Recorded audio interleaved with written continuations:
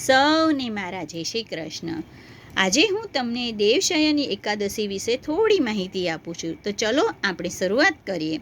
આપણા હિન્દુ પંચાંગ અનુસાર વર્ષમાં કુલ 24 એકાદશી આવે છે. તેમાં દર મહિનામાં 2 એકાદશી આવે છે. જેમાંથી અષાઢ સુદ એકાદશી આવે તેનું નામ દેવશયની એકાદશી કહે છે.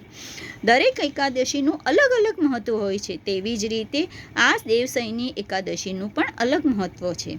કહેવાય છે કે આ દેવશયની 11ના દિવસે ભગવાન શ્રી હરિનારાયણ 4 મહિના સુધી યોગ્ય નિદ્રામાં પોઢી જાય છે અને ફરીથી જ્યારે કારતક મહિનાની સુદ પક્ષની એકાદશી આવે તે દિવસે દેવ ઉઠી એકાદશી નામે પણ ઓળખાય છે અને તે દિવસે ભગવાન યોગ નિદ્રામાંથી જાગી જાય છે અને સંસાર રૂપી દોરી પોતાના હાથમાં લઈ લે છે. ભગવાન નારાયણ જ્યારે 4 માસ સુધી નિદ્રામાં કરે છે ત્યારે શંકર ભગવાન આ 4 માસ સુધી સૃષ્ટિનું સંચાલન કરે છે એમ કહેવાય છે. આ એકાદશી કરવાથી સુખ સમૃદ્ધિ પણ પ્રાપ્ત થાય છે. સાથે દરેક મનોકામના પૂર્ણ થાય છે. તેમજ આરોગ્યની પ્રાપ્તિ થાય છે. સાથે મોક્ષની પણ પ્રાપ્તિ થાય છે.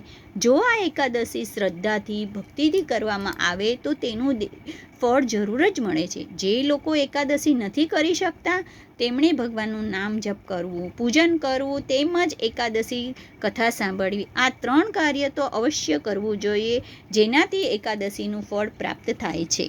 આ દેવશયની એકાદશી 17 જુલાઈ બુધવારે કરવાની રહેશે. 11ના દિવસે લાલાની કે લક્ષ્મીનારાયણની કે વિષ્ણુ ભગવાનની કે ઘરમાં જે પણ વિષ્ણુના ભગવાનના બીજા અવતાર હોય તેની પૂજા કરી શકાય છે. દેવશયની એકાદશી સાથે સ્વાર્થ સિદ્ધિ યોગ, અમૃત સિદ્ધિ યોગ, શુભ યોગ અને શુક્લ યોગ જેવા યોગ પણ બની રહ્યા છે, જેનાથી આ એકાદશીનું મહત્વ અનેક ગણું વધી જાય છે.